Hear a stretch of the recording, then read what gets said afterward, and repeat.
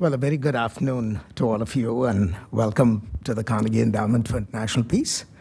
I'm Ashley Tellis. I'm a senior fellow here at the Endowment, and I'm delighted to welcome all of you to this conversation that we have somewhat provocatively titled, Does the Indian Ocean Really Matter?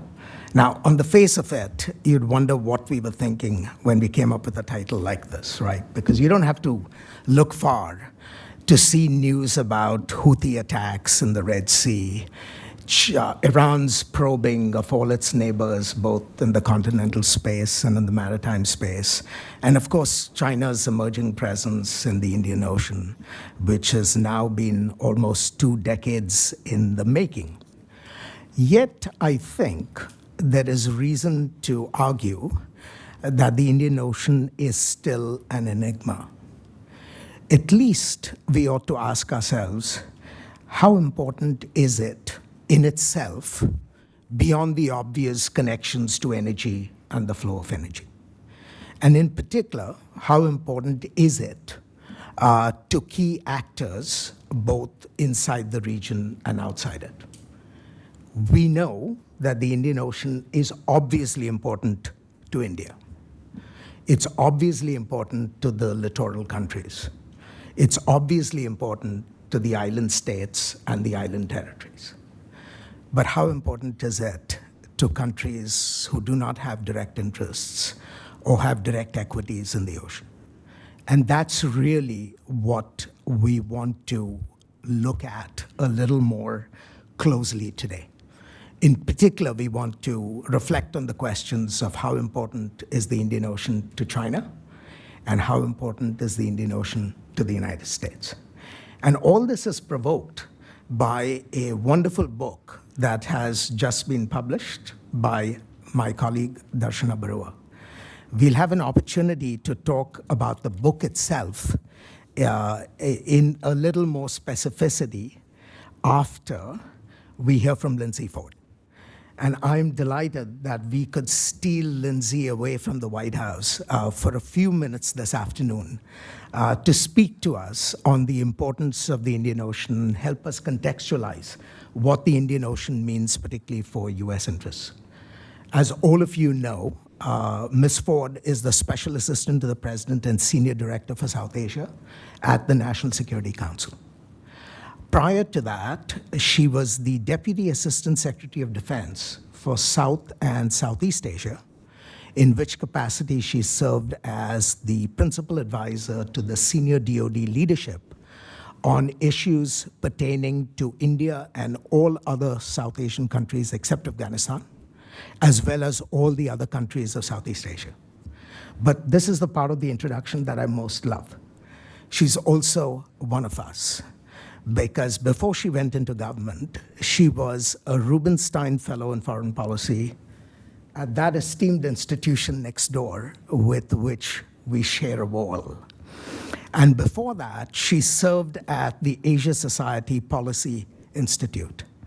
She's also worked in many other capacities in the Department of Defense, especially focused on Southeast Asia and ASEAN.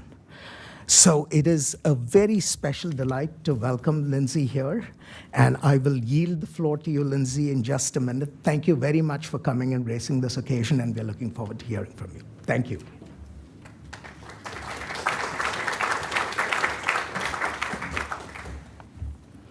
Well, thanks, Ashley, for the kind introduction. And thank you to Carnegie for having me today. As Ashley said, as a former think tanker, who actually at the Asia Society Policy Institute worked right upstairs for a while and then right next door for a couple other years, it is always a treat to get to leave the salt mine for the day and get to come have discussions about some of the fantastic research that is being done by organizations like Carnegie and folks like Darshana. I'm so thrilled to be here for the publication of her new book. I have had the pleasure of knowing Darshana for some time. And I think her work on the Indian Ocean has really been formative in shaping how both researchers and governments think about the geopolitical consequences of what's going on in the Indian Ocean region, an area of the world that I would argue is actually under-researched. We were having a little conversation in the green room this morning, and I think Darshana's book is the first significant one that really looks at the totality of the Indian Ocean since Bob Kaplan's book Monsoon, which was over a decade ago, and a lot's changed in the region since then. In my current role, thinking about the Indian Ocean region is obviously something we do a good deal. In fact, Prime Minister Modi and President Biden committed during their 2023 state visit to convene a new Indian Ocean dialogue, which is something that we hope to inaugurate with the first iteration of that conversation later this year. What's challenging, of course, when you're in government and you're looking at the Indian Ocean region is simply how do you actually bound and clearly define your interest in an area that is so complex and so far-flung. If you think about it, you've got an ocean bounded by billions of people, ranging from Africa to Southeast Asia, containing some of the world's most significant resources, busiest trade and energy routes, and yet it is highly vulnerable, as we've seen lately, to disruptions at key choke points, either in the Middle East or in the Strait of Malacca. And you think about the cost of instability in the Indian Ocean. Just for example, Houthi attacks emanating from Yemen have more than doubled the cost of insuring ships that are transiting the Red Sea in the last few months. And so it's obvious why governments have to think more closely about our interests. But I think it's important that we separate how we define our policy interests in the regions bounding the Indian Ocean, which can be quite different as you look across Africa, the Middle East, or the different subregions of Asia, from the ocean itself. And there, I think the answer is much simpler. As Darshana has outlined, the Indian Ocean has been a venue for geopolitical rivalry for many, many years, centuries. And so from a U.S. perspective, I think really the fundamental interest we have, and I think this is something we share with most littoral states, is to ensure freedom and openness of the maritime domain. And we do that because this is an ocean on which global security and prosperity rely. That in and of itself is kind of a lofty goal, so it's sometimes hard to quantify or define what that really means more precisely. So I want to just point to 3 lines of effort that are a focus for us as we look at how to preserve openness in the Indian Ocean. First is transparency.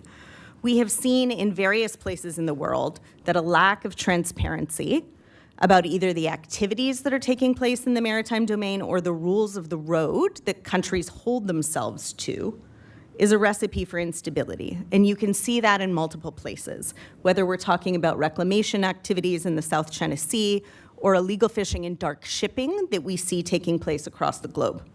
And it's one reason why the United States, along with our Quad partners, has emphasized a new Indo-Pacific Maritime Domain Awareness Initiative, which is leveraging technology to help bring transparency in the Indo-Pacific Maritime Domain. IPMDA, as we call it, offers near real-time, integrated, cost-effective maritime domain awareness information to partners in the region, which has helped well over 24 countries access dark vessel maritime domain awareness data to monitor activities in their exclusive economic zones. And as you may have seen just this past weekend at the Quad Summit, we announced new steps toward a new regional maritime initiative for training in the Indo-Pacific that's going to support IPMDA partners through analytical training, as well as a new Quad maritime legal dialogue. All of these are initiatives that we are undertaking with partners to bring transparency, which we would also argue ultimately brings more stability in the Indian Ocean and across the Pacific. Second, a focus on increased public-private cooperation. While governments certainly have an interest in the openness of the Indian Ocean region, the reality is that private sector actors, whether we're talking about shipping companies, cable companies, or port operators, rely on the openness of these waters as well. So another area of emphasis for us is on working to improve connectivity across the Indian Ocean through development of quality, resilient infrastructure. 2 great examples of this work that we again talked about at the Quad Summit this past weekend include our Quad Partnership for Cable Connectivity and Resilience, as well as the new Quad Ports of the Future Partnership that we just announced this past weekend. Through the Cable Connectivity Initiative, we're working to enhance capacity and durability and reliability of undersea cables that are vital both for security and commerce in the Indo-Pacific region. And we're partnering with the private sector on all of this work, whether it's through workshops, offering policy and regulatory assistance, technical cooperation on information communications and telecoms management, or capacity building training for executives and officials. Through the new Ports of the Future partnership, we plan to mobilize both government and private sector investments to enhance quality port infrastructure across the Indo-Pacific. This is an area that the U.S. International Development Finance Corporation, the DFC, has been laser focused on lately. Just last year, we announced the DFC's commitment of more than $500 million to support the development of a deepwater shipping terminal in Sri Lanka. And we are thrilled to be enhancing this effort alongside our Quad partners as well. In particular, we're looking forward to the new Quad Regional Ports and Transportation Conference that India will be hosting this next year. And finally, building multilateral coalitions. I know that sometimes people hear the word coalition and they get nervous and they think that we are talking about military alliances. So let me just say right off the bat, that is not what I mean when I say multilateral coalitions. I do not think that that is a goal that the United States has in the near or long-term future in the Indian Ocean region. But I do think it is important to recognize that when it comes to responding to problems like international trafficking, proliferation, natural disasters, or even piracy, no one country, including the United States, is going to be able to manage those problems alone, especially in a region as vast as the Indian Ocean, which for the United States is not a region in which we have the vast majority of our military force structure overseas. So we're working very hard to build up the strength of either organizations like the Quad or, on the military side, the Combined Maritime Forces, CMF, to help manage transnational challenges. The CMF, for example, is now a 46-nation naval partnership that addresses everything from piracy to terrorism in the maritime domain. The partnership, which now comprises 5 different task forces, allows countries across the Indian Ocean, but beyond as well, to come together to build practical cooperation. And what's great about CMF, and why I think it is so particularly applicable in the Indian Ocean, is it is a model that says, come as you are. You're not bound by a specific political or military mandate. Each nation's contribution can vary by its own ability and willingness to contribute. This flexibility is something that we have seen as particularly important of late, where, as we saw the escalation of Houthi attacks in the Red Sea, the United States was able to launch Operation Prosperian Guardian under the CMF umbrella, which doesn't involve all CMF countries, but allowed a subset of willing countries to respond collectively in response to the escalating Red Sea attacks. So to sum up, for the US government, we are very focused on working together with partners across the Indo-Pacific to preserve the openness of an ocean that we think is vital to our security and prosperity, as well as those of our allies and partners in the region. But as I'm sure Darshana is going to outline today, the challenges in the Indian Ocean are not standing still. And that's why I think events like the one today and research like Darshana's are so valuable for those of us in government, because you'll be talking about new trends, new patterns, pointing out what we ought to be watching in the future. So congratulations very much, Darshana, on your new book. I know it will be a tremendous resource for all of us watching this region, and thank you.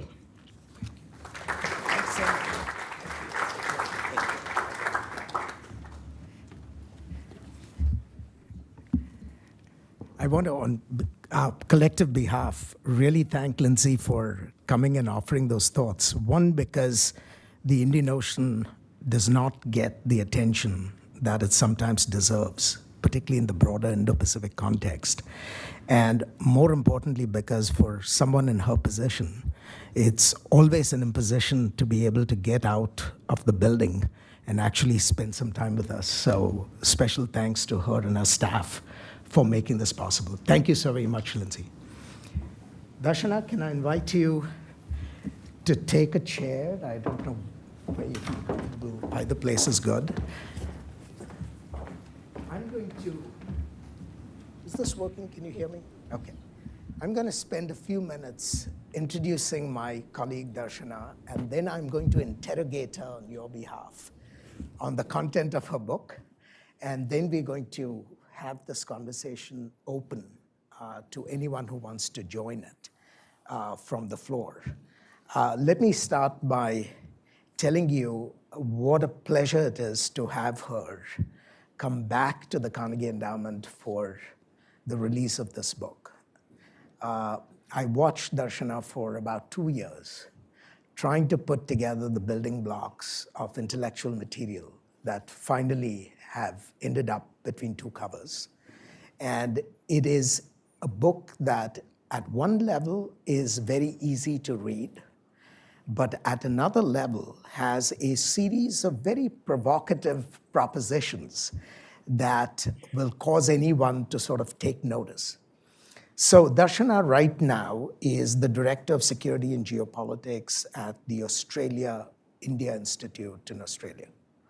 Until very recently, she was with the South Asia program at the Carnegie Endowment, and to my delight, she is still a non-resident scholar with the endowment. While she was here, she ran a program that was actually quite unique.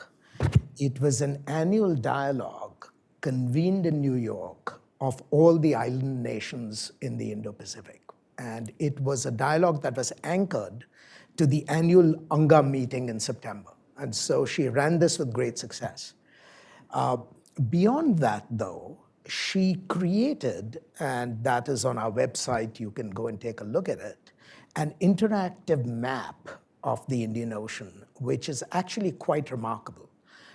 It took a lot of work to pull together, but to my mind, it is the single best virtual resource on the Indian Ocean that you can find.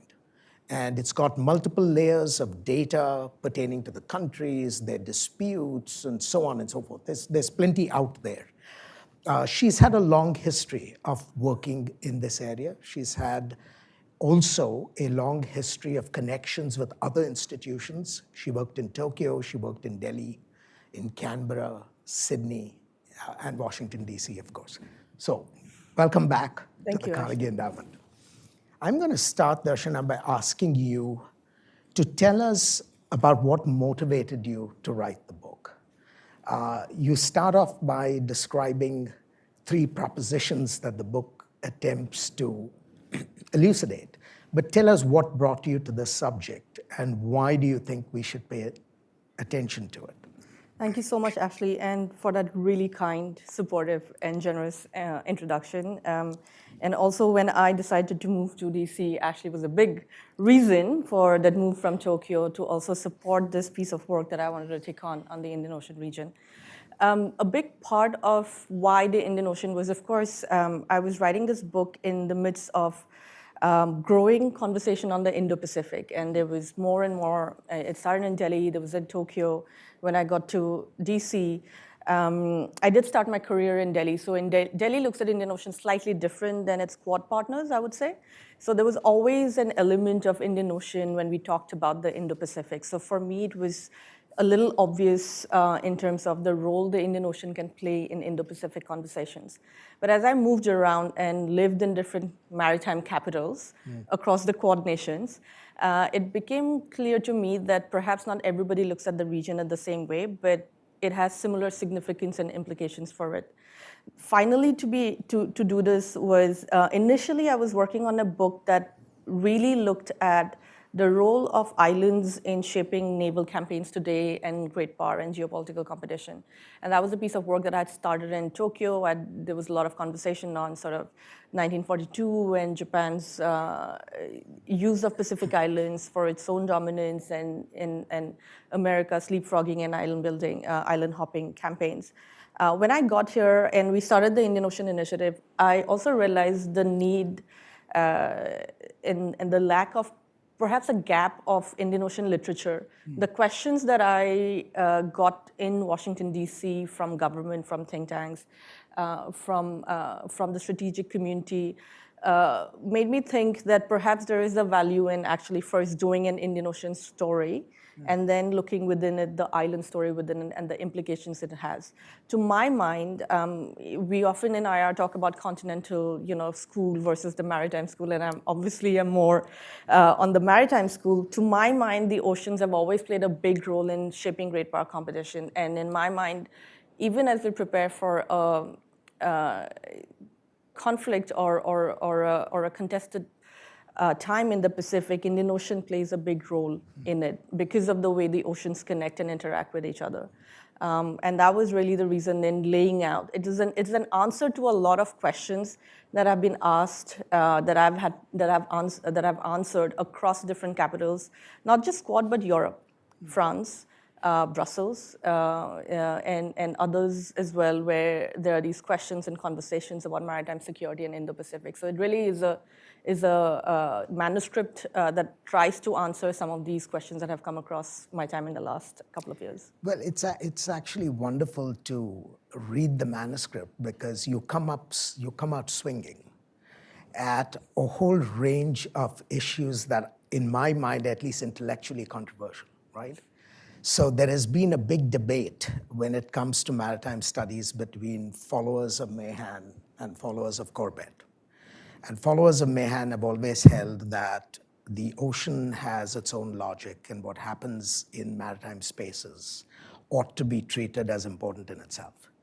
And those who followed Julian Corbett made the counter-argument of, yeah, but no one lives in the oceans, they live on land, and therefore what happens in the oceans matters only insofar as it affects land. Now, my colleague Isaac Carden is here, and he knows more about this subject than anyone else, but in this book, you have a phrase that I found very interesting. You talk about the dangers of the continentalization of a maritime domain. And you talk about the importance of treating the Indian Ocean as one geographic space. And you want to focus our attention on the maritime unity of that ocean. Tell me, why is it important to think about the maritime unity of the ocean? I mean, what is it that we get through this approach to the problem compared to, say, the continental approaches, which looked at different segments of the ocean, depending on their importance for different interests? Yeah, I mean, that's sort of my first argument, is to look at the Indian Ocean as one coherent, consistent, continuous theater. The argument that I make is essentially that we've been looking into the Indian Ocean from the littoral subcontinents of Africa, Middle East, and South Asia. And what I am saying in the book is that why don't we flip that around and we look out from the ocean into the subcontinent and see how the developments of the ocean have an impact. While I was finishing the manuscript, I think the Houthi attacks and the Red Sea crisis had started somewhere in there, I think during the revisions and when I was doing it. And I changed some parts of it because there was this whole conversation where it's like, okay, that is happening in Red Sea, so far away from Asia, so far away from Australia, so far away from some of the islands. So why are we having a conversation about deploying ships there or what is happening there? The other part of not looking at it through the continental lens and looking at it, this maritime unity is, when the Chinese base in Djibouti came up, it was cataloged as an Africa development, right? It was never cataloged as an Indian Ocean development. So the moment you say Africa, you think continental. You don't think how that might be connected to security, providing security, or securing your own slots through Red Sea, Bab el-Mandeb or Hormuz Strait, and how that connects to the Malacca dilemma on the east. Because that's an Africa issue, and Malacca dilemma is a Southeast Asia issue, so they're not really connected. But when you look at it from the Indian Ocean point of view, the maritime unity, and you see that this is the ocean which also houses the coast of Africa, and also Southeast Asia and South Asia and the Gulf, you start seeing patterns and trends and developments in that tells us how developments on one corner of the ocean will have an impact on the other. I mean, imperial navies throughout history has done that. They didn't divide it. They looked at the ocean as one continuous, coherent space. And I mean, it was called the British Lake at one point in time, and there was no division of it. And the problem of continentalization of the maritime domain is that we really do miss developments that are coming up because of the way the world has changed. From my point of view, in my mind, when the developments around Solomon Islands happened, I think Sri Lanka would have given us a lot of space to understand what was happening in islands and the engagements and a lot of the developments around China with islands were taking place. But Sri Lanka is part of South Asia, and Solomon Islands is part of Oceania. South Asia and Oceania don't talk. There's no reason for them to talk. But if there is a maritime outlook, maritime will always talk to maritime. But it's not done within bureaucracies. And somewhere in the book, I say it happened after the Cold War, and how we ended up dividing up bureaucracies and how wars became more continental focused with Gulf and Afghanistan, and the maritime domain disappeared in there. But essentially, it was, to be a great power. Again, going to, I guess, Mahan, to be a great power, you have to be a maritime power. And to be a maritime power, you have to study the ocean as is without drawing continental silos within that. And I really think continentalization of the Indian Ocean is one of the dangers in terms of not. You can come up with a policy when you're aware something is emerging in the horizon. If you're not aware of the developments coming up, I think that's when you start really stumbling on your policy choices. Well, what you're saying is really bad news for us because we tend to manage our ocean equities essentially through geographic bureaus, which are all continental, right? So one of the upshots of what you're saying should at least force us to consider whether one ought not to have a new kind of bureaucratic mechanism that looks at the ocean itself in all its complexity. And the fact that, Lindsay spoke about an Indian Ocean dialogue with India, right, might be the first step in that direction, but we'll wait and see. So I wanted to go to Proposition 2, which comes out of your book and which you alluded to. You emphasize at several points in the book that the Indian Ocean will be the primary theater of competition with China. And you make that point emphatically with respect to both the United States and India. Now, you put that in a certain context by saying that a military conflict might occur in the Pacific, but there will be a larger competition that is taking place in the Indian Ocean, and that competition will be decisive. Tell us why you make that argument. I guess that's the provocative part of the book, particularly for DC when every bureau is sort of head down on the Taiwan Strait crisis. Yes. Well, I think it really is a conversation between conflict and contestation and competition. And then when we talk about military conflict, like I said in the book, I think we are likely to see something come up in the Pacific. But when you talk about competition, and whichever way you define it, political, strategic, economic, military, diplomatic, and they all together become sort of, at a great par competition package, I think it'll be decisive because Indian Ocean is, and I make these arguments in the book, it's 78% of China's energy transits the Indian Ocean region. I also somewhere I say, the way I look at the research that came out of it was the Pacific is a very important theater for China because its biggest threat and its biggest competitor, the United States, is sitting across the other end of the ocean. So it'll always have to defend the Pacific. It'll always have to be more powerful militarily in the Pacific. I think the Indian Ocean is its growth story. The Indian Ocean is its access to Africa, to Europe, to Middle East, to South Asia. It's its access to connections with, as much as I don't like the term Global South, industries, manufacturing, critical minerals, islands, from all aspects of it, the stakes, I think, are much higher. Or not much higher, I think are equally high in the Indian Ocean region. So in terms of competition, in the mapping project that you mentioned that we did for Carnegie, again, 33 nations around Indian Ocean region. China is the only one with an embassy in each one of them. 33 nations around Indian Ocean, 32 of them, China is in the top 5 trading partners. So in terms of competition, access, strategic leverage, I think the reason why it'll be decisive is because the Indian Ocean is really important to China in its larger maritime vision, but it's also its ocean of vulnerabilities. It has a lot of vulnerabilities in the Indian Ocean region. It is the ocean it is least familiar with. It needs a lot of presence, exercises, mapping, interactions to be able to build that capacity. A strong China in the Pacific, and even moderately strong China in the Indian Ocean, I think we're going to start seeing a really different maritime game being played out.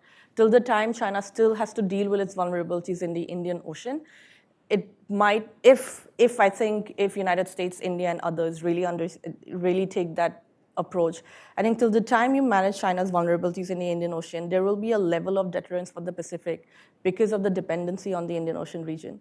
But once that China becomes more comfortable in there, that competition will really get heightened, accentuated, and drawn out. And that's why I call it the contest, that you'll actually be in a state of perpetual contest, and it'll be really hard to compete with China across the region because China has foundationally has done more investment in the political, strategic, and diplomatic footprint across the Indian Ocean than any other partner has done, any other player has done in the Indian Ocean region.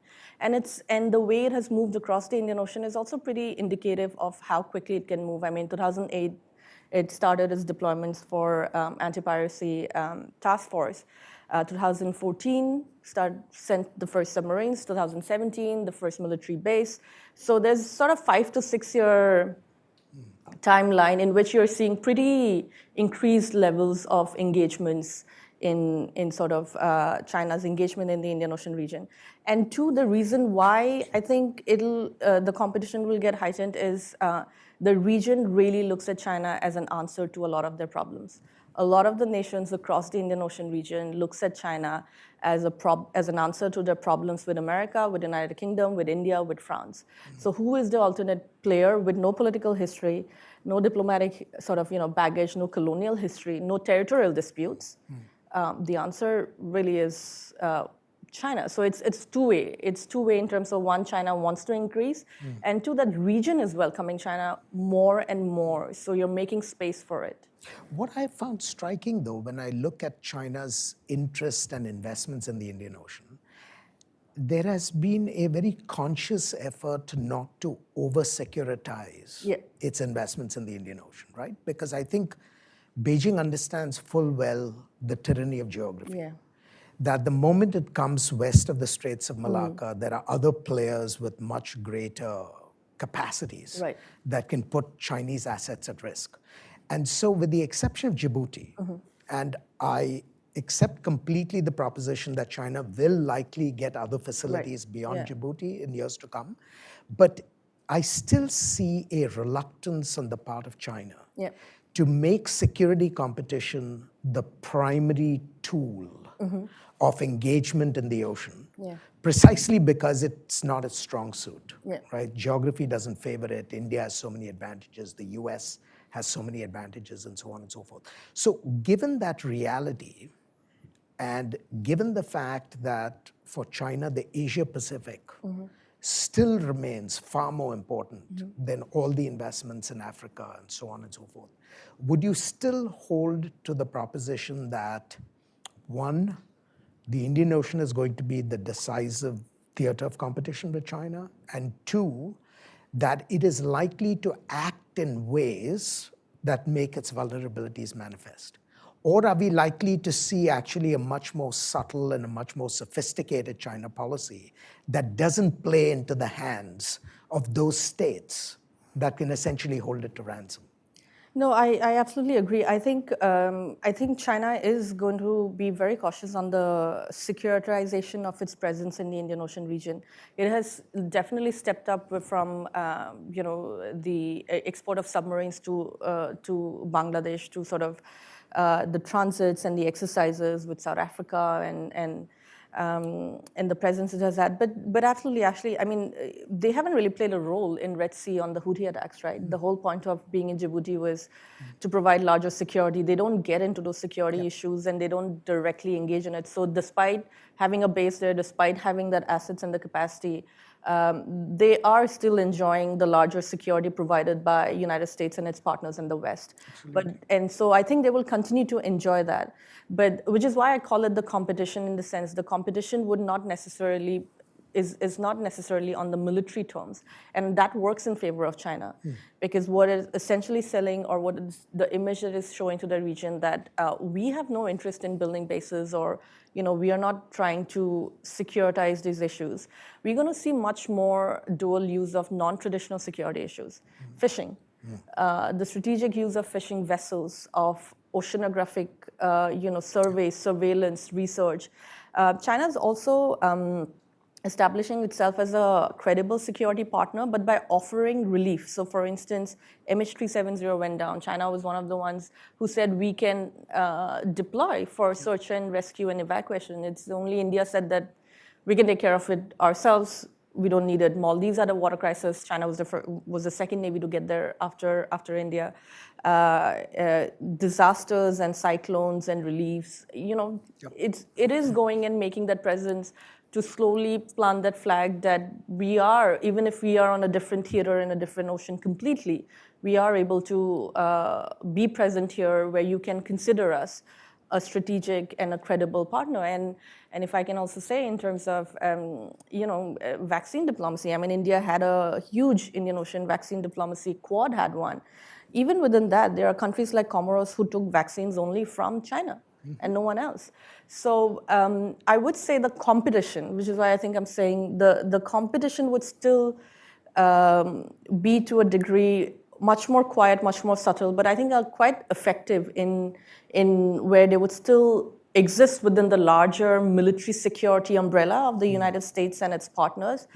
But the way it would engage, that it'll dial up the pressure on countries like India and perhaps France on the Western Indian Ocean and its partners to have some sort of a policy and response to it.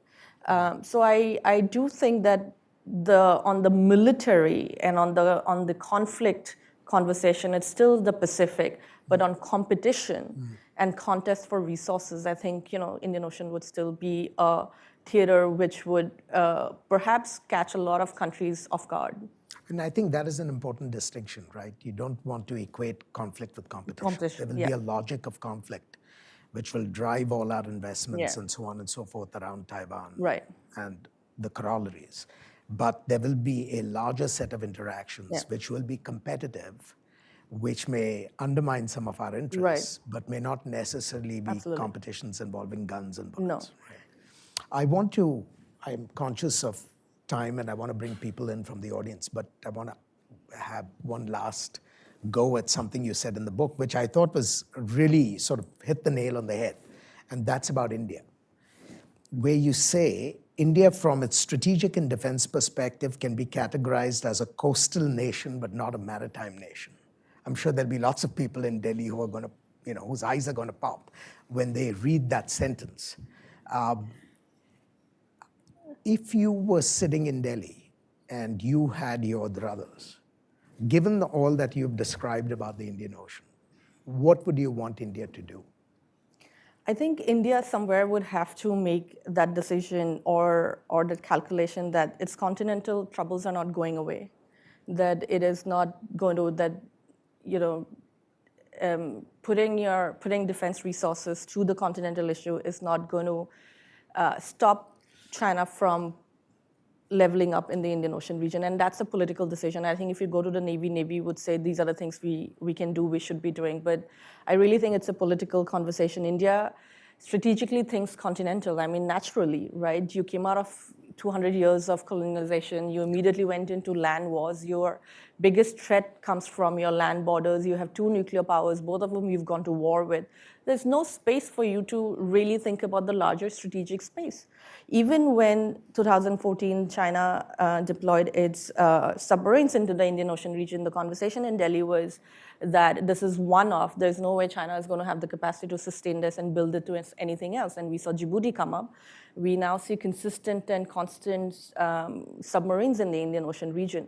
But it is how Delhi thinks. I think I do want to separate Delhi, the political sort of thinking from the naval thinking. I think the Navy does think broader, wider, and more strategically. India doesn't really do strategies, but the Navy does have a maritime strategy. It's a little outdated, but even then, they define the Indian Ocean as their entire area of responsibility from Horn of Africa to the Andaman Sea, in a way that Delhi is not going to say that correlates to how we see it, because Sri Lanka, Maldives, and then Mauritius, Seychelles, and then, the others is, we don't know what else exists there, sort of.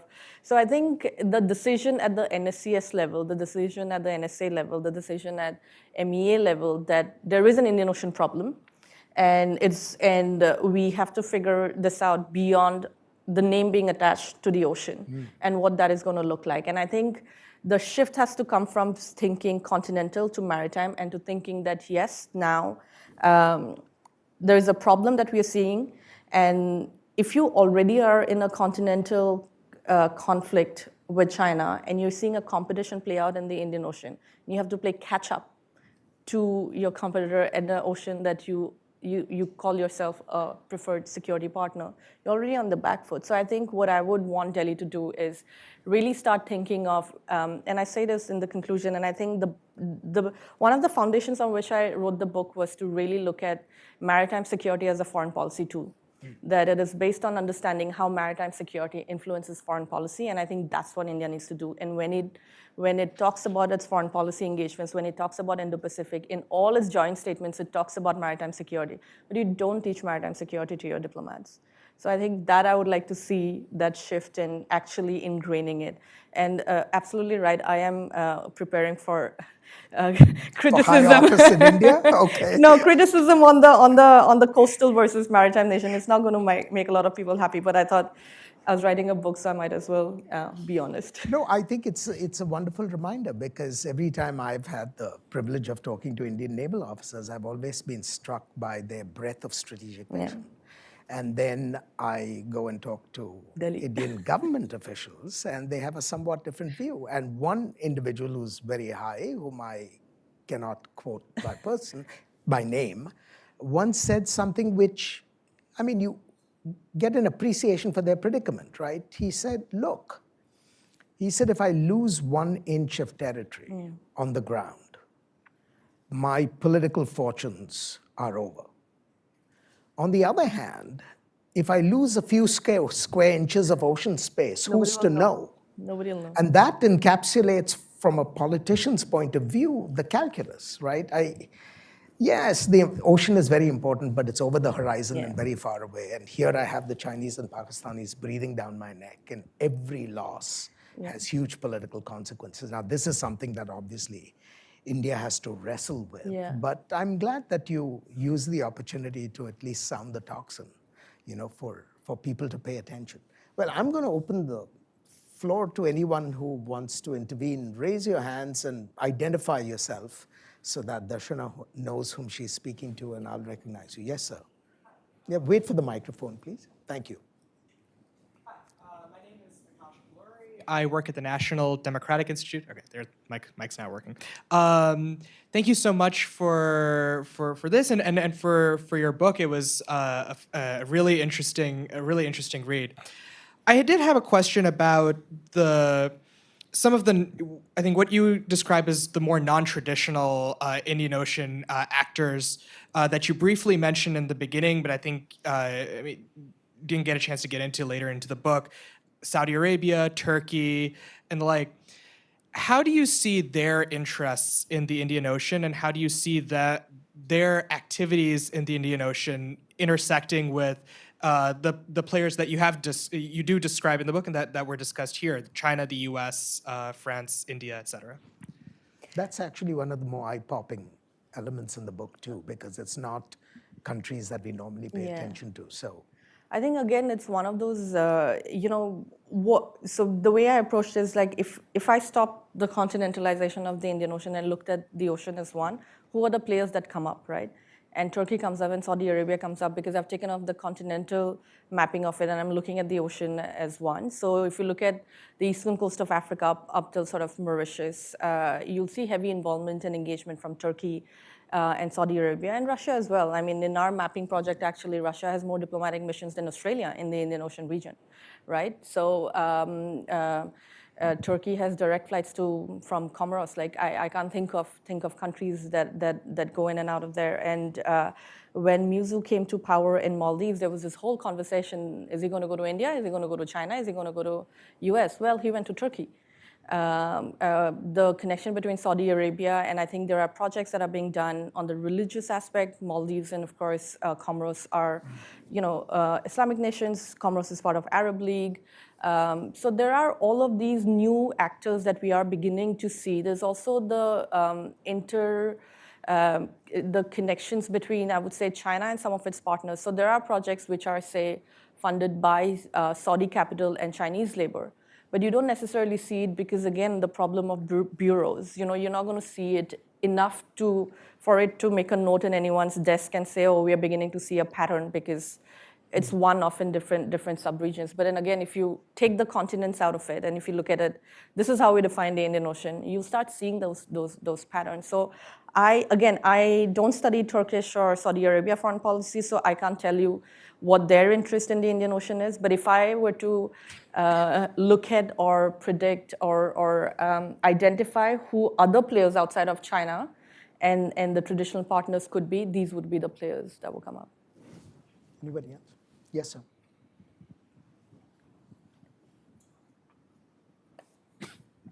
Hi, Devan Mangumurthy, Carnegie Endowment. In Southeast Asia, we've seen the use by China of overseas Chinese populations to facilitate trade, to serve as ambassadors for overseas engagement. There's a large and economically powerful Indian diaspora along the African coast that facilitates trade between those countries and India. As competition increases in the Indian Ocean, what kinds of new attempts to either use their loyalties or to make a claim to them might we see from India? And what does the broader economic picture look like from a trade side? Thank you. I think the diaspora sort of engagement with India has definitely been more in recent years, and I think you would see it in different parts of the Indian Ocean region. For instance, it'll be much more stronger in Mauritius because of traditional links to there. But the way I see it when I go down to the region, I think there's a problem, or there's not everybody identifies as Indian per se. In Mauritius, this is very common where they say, well, I'm an islander. I speak French first, and then I speak English. 5 generations ago, my great-grandfather came to the island, and I've retained the name, and the DNA mentions that I still look Indian, but the connections are a little limited. I remember when Prime Minister Modi went to Mauritius, I think in 2015 or 2016, and I don't know who in his office thought it was a great idea to call it Little India. And of course, it didn't go down. You're alienating people, you're alienating cultures, you're basically making it a subdivision of India, right? Like Mauritius, and then sort of the next line is sort of India and then Mauritius. So on the purely diaspora connection, and that there is an India link, in my mind, doesn't mean that would lead to some sort of advantages. In fact, I think India should be cautious and really manage diaspora as diaspora. And it depends on the kind of diaspora. In the US, a lot of the diaspora came from independent India. On the western Indian Ocean, eastern coast of Africa, that diaspora is not from independent India. So their understanding, view of India in their minds, in their history, in their family history did not exist really, right? So I think there is that distinction, and it's a useful distinction to be made. I see and hear that on the Pacific side as well, on Fiji, yes, but that context is, I think, important for the Indian government to understand the politics of diaspora. I think it's different in the US, in Canada, in Australia, and I think it's different on the islands and sort of in Africa. But on economic activities, I think it's not necessarily just the diaspora. I think you're seeing Indian companies go in and invest. I mean, in Kenya, the digital infrastructure, it's huge from sort of Indian telecommunications company, but not just in Africa, in a lot of countries. So on economics of it, countries are hungry for more investment. Countries are welcoming. So anyone who's willing to have a conversation and do that engagement, I think they would welcome it regardless of that. So I haven't necessarily seen a diaspora connection across the Indian Ocean region in a way that is perhaps possible to establish in the United States or Australia or Canada. Iskander? Hi, Iskander Raymond from the RAND Corporation. Thanks to the two of you for a fascinating discussion. Darshana, congratulations. I know how long you've been working on this book, and I can't wait to read it. I have a somewhat provocative question for the two of you, in fact. Years ago, when I was working on my PhD, I remember coming across a speech, actually, that you gave at the National Maritime Foundation, I believe, maybe in 2012, on US grand strategy in the Indian Ocean. And you employed the Mahanian metaphor of the highway. And you wrote something along the lines of one way to view the day-to-day interactions in the Indian Ocean are struggles for control along the highway rather than control for the highway. 12 years later, do you still hold to that proposition? Do you think that it could be something of a sequential affair, just because the Indian Ocean is such a vast, disparate geopolitical entity that for the time being, no great power has the means to control the entire highway, so the struggles are along the highway? And Darshana, what do you think of this metaphor of the Indian Ocean as a highway for geopolitical control? Thank you. Do you want to go first? You can. My views on this question are settled, so they're easy. I think, at least for the foreseeable future, it is going to be struggles along the highway. Because I do not see any competitor capable of displacing the United States and its preeminent sort of presence, even in the Indian Ocean, even though that presence is far more recessed in comparison to the Pacific or the Atlantic. If Darshana's prediction that China is going to make a play for the Indian Ocean comes true, then I think the stage would be set for probably the first contestation over control for the highway itself, right? But my own sense is that that is quite some time away. I also am struggling with the reality that for the foreseeable future, China will have much bigger investments in Pacific Asia, in Europe, and in the United States. And with the exception of Europe, the connections do not bring it to the Indian Ocean. And if you get an Arctic highway, then the connections to Europe actually allow China to disregard the Indian Ocean altogether, right? So the question then becomes the struggle for control over the highway goes even further into the future. So I think we have to ask ourselves who's asking the question and from what vantage point.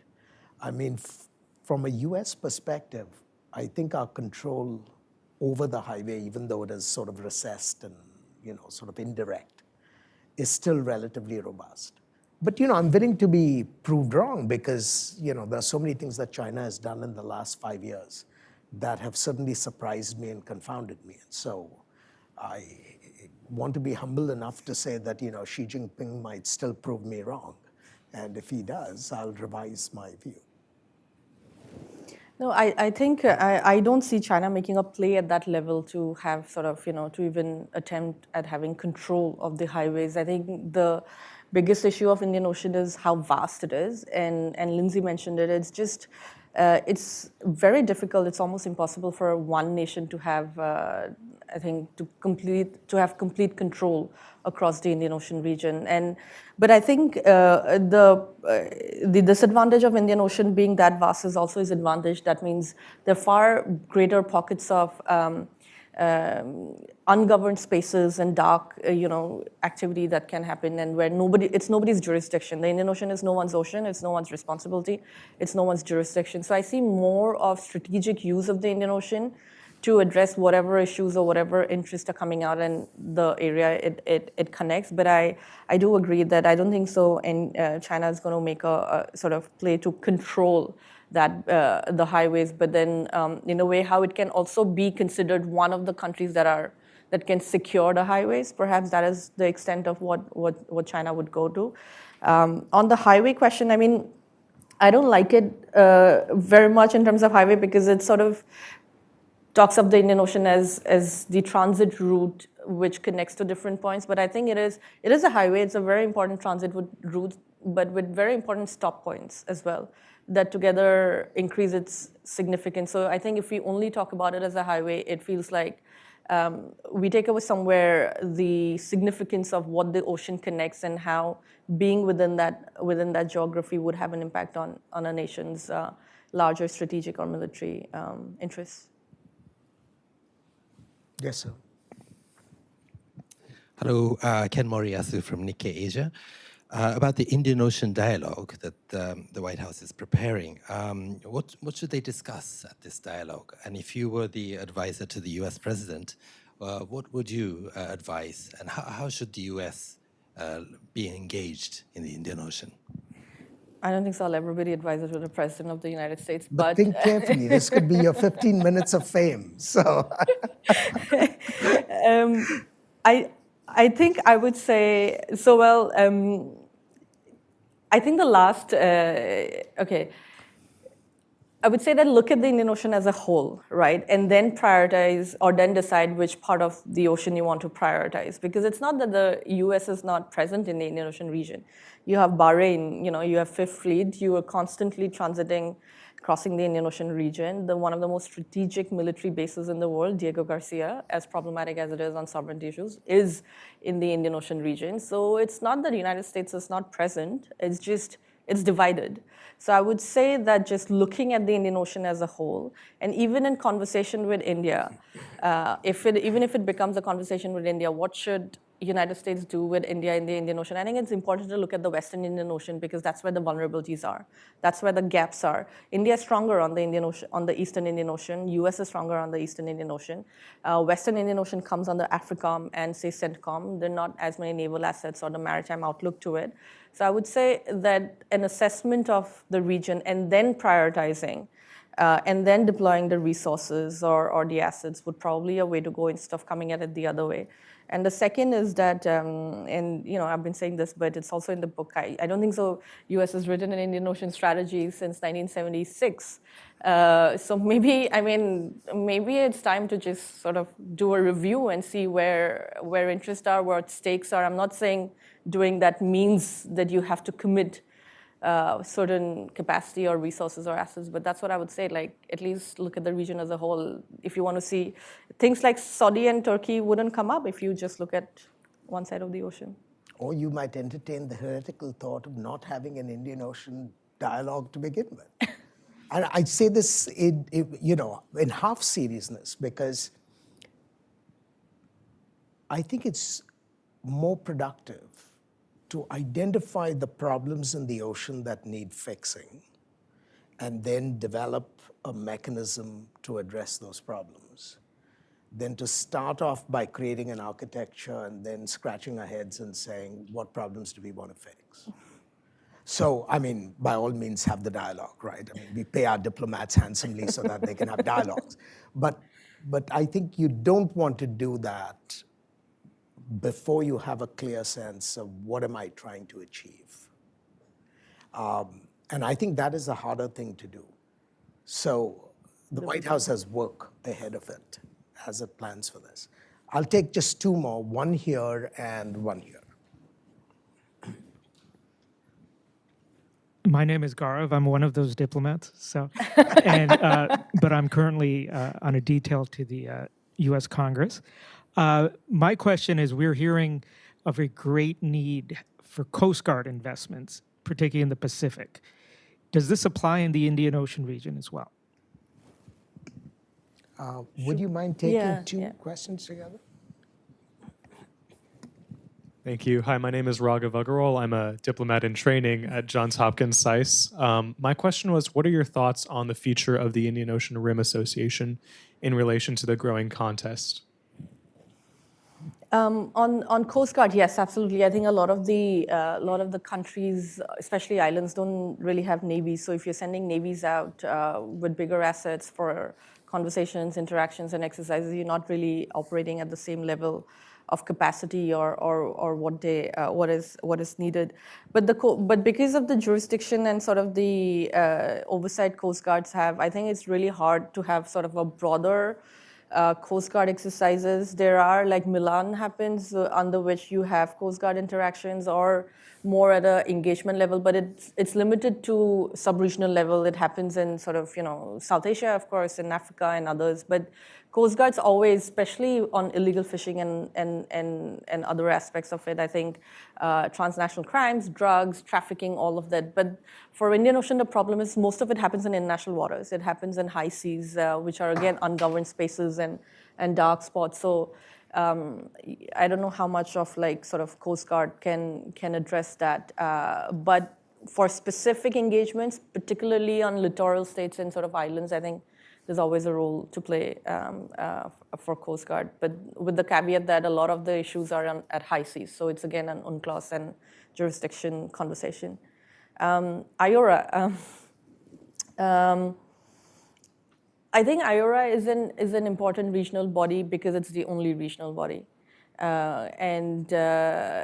It came up at a time, I mean, you have members from Iran to Kenya to South Africa to Indonesia to Australia. So the consensus building can hardly ever be political or strategic or sort of military. It's more economic and environmental. And IORA is definitely doing more strategic conversations. But I think it has a lot of potential. But for years, it's just struggled to really play a role in terms of identifying the issues that are specific to the ocean or around it. So I'm not dismissive of it. I haven't written it off, but I think there is scope for either within the IORA platform to really come up with issue-specific conversations and groupings and invest in that, because in the current structure, I don't think so it is equipped to address any of the issues. I mean, Indian Ocean does not have a fisheries agreement. That's supposed to be IORA's job.